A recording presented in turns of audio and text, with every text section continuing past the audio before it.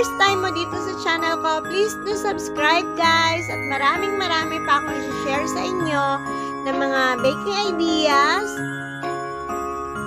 tips, tricks, and techniques na para sa ating mga cakes. At hindi lang yan guys, today, mag-share naman ako sa inyo kung paano ko ginawa itong aking shiny, shimmering, splendid na cake topper. At diba guys, alam nyo kasi guys, yun yung mga cake natin na mga ginagawa. Although maganda na siya, pero mas gumaganda pa siya kapag maganda yung ating mga cake toppers. So, ito kasi first time ko. Second time na pala to, yung una yung Barbie. Ngayon lang ako gumawa ng mga gani-gani ring ano. Dati nagpapagawa ko guys, kaso medyo may presyo siya. Syempre, diba?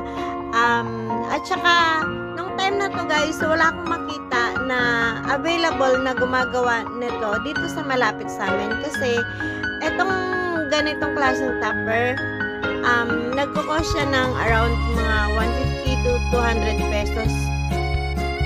Depende sa style at sa size nung ating topper. So, medyo mahal siya. Kung ipapatong ko siya sa cake ko, medyo mabigat na siya.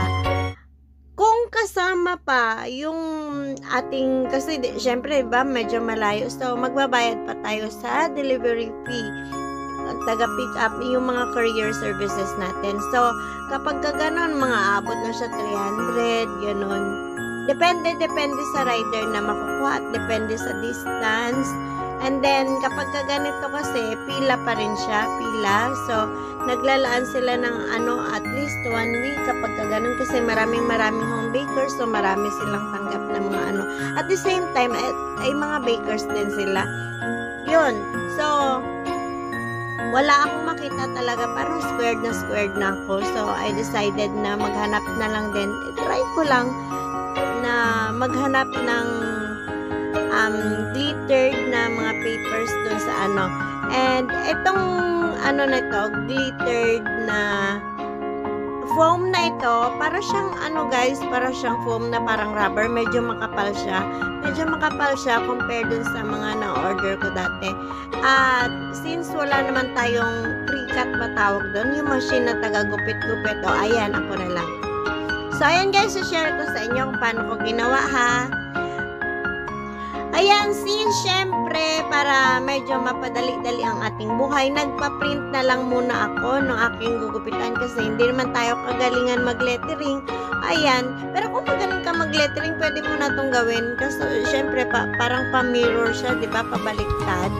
Kasi kailangan mo siyang sulatan sa likod na part kasi glittered siya, hindi masyadong yung ating mga ball pen. Kailangan doon pentel pen, and then makapal din yung pentel pen. So, hindi mo siya masashapean ng maayos. So, ayan guys, binakat ko siya. And then, sa pagbakat natin, yung pabaliktad ba siya? Kasi, di ba yung front natin, yung may glitters? Yun, ganon. Pabaliktad yung aking pagbakat ng ball pen.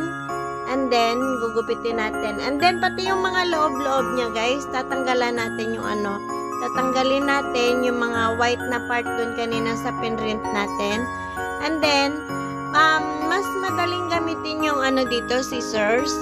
Pero sa mga malilit na details, ayan, gagamit tayo ng ating maliit din na cutter. So, ayan na guys, ganun lang siya. Ang totoo talaga, madali lang siyang gawin. Kung lalo na kung may outline naman tayo na nanggaling sa pinrint natin, diba? Madali lang siyang gawin, kaso syempre lahat nga time consuming. Ito, ang video na to ay inabot lang ng 18 minutes, ay 13, pero ang totoo, inabot ako dyan ng mga 1.5 hours kasi medyo matagal siya, and then maliliit-liit tulad niyan. Naka-speed lang yan siya, naka-timelapse ba tawag dyan? Basta naka-speed lang yan siya, pero ang totoo, mabagal ako dyan kasi kailangan kong ingatan din, and then natatakot din ako magamit niyang cutter na nadala kasi ako dyan, pero nakakangilo kasi kapag yung nagguhit sa mga daliri ko yan. Kaya parang may phobia akong paggamit ng cutter. So, hanggat maaari sana hindi ako gagamit ng cutter. And then sa totoo talaga, mas madali talagang panggupit dyan yung ating scissors kasi, yung ating pair of scissors kasi, yung ano na yan, sticker yan siya, so malagkit siya, dumidikit yan siya sa cutter. Kaya from time to time ginagamitan ko pa rin siya ng gunting. Maski sa sa maliliit na details, ayan, ginugupit ko pa rin siya ng gunting. Kaya ko lang siya ginagamitan ng cutter para maka-create ako ng butas dun sa butas ng ating letters. Yan guys. So ayan, patapos na yan siya guys. Then ang kulang na lang dyan ay yung ating donut. So ayan, pag binaliktad mo yan, na yan siya, do not grow up. Bali, ang talaga niyan ay hindi naman sa pigilan mo yung bata mag-grow. Ay, do not grow up too fast kasi you're too cute. Diba? Parang ganun. Cute na cute yung ating mga baby at parang bang ayaw natin pa silang magsilakihan. Ganon kapag ka-baby pa. Ayaw pa natin sila magsilakihan kasi hindi pa tayo sawa na iparamdam sa kanila yung ating pagmamahal at aruga. Ganon. Kasi diba, totoo lang sa edad ko na to, medyo nalulungkot ako mag-imagine na magsipag na, kasi diba mga binata na itong aking mga Junakis dito, medyo nalulungkot na ako mag-imagine na paano pagka nagka-pamilya sila. Ganun. Pero syempre, hindi natin pwedeng pigilan yung ating ating Junakis. Ano man, parang tayo lang din, diba? Pero syempre, kailangan natin tanggapin na bawat individual at bawat pangyayari sa ating buhay may kanya-kanyang time. And may kanya-kanyang time and everything happens for a reason.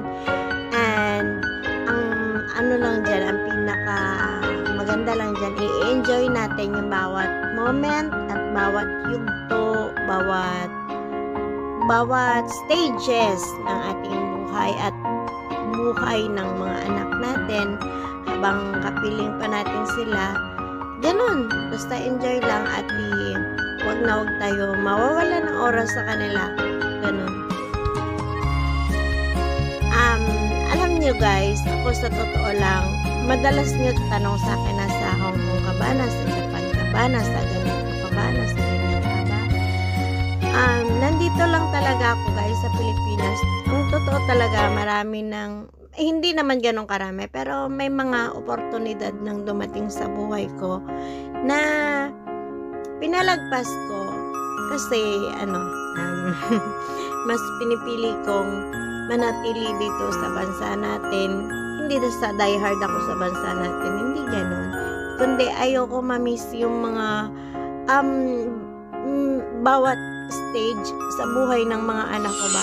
Gusto ko habang lumalaki sila, ako mismo yung nag-aaruga sa kanila. Ako hands-on, very very hands-on talaga ako. And then bibihira din ako magkaroon ng kasambahay guys. Nagkaroon ako siguro once, twice, ganun lang. Saglitan lang yun, ng mga kinakailangan ko lang talaga. Kunwari kapag bagong panganak, ganun. Pero ang normal talaga, hindi talaga ako kumukuha ng kasambahay. Gusto ko ako talaga lahat. And at the same time, syempre nakakatipid tayo sa expenses kapag ganun. Hindi naman ako ganun hindi tayo mayaman, so wala tayong karapatan. Kumbaga. Pero ito guys, i-share ko na rin yung medyo natutunan ko sa isang, hindi siya vlogger, pero siya sa entrepreneurship na alam niyo na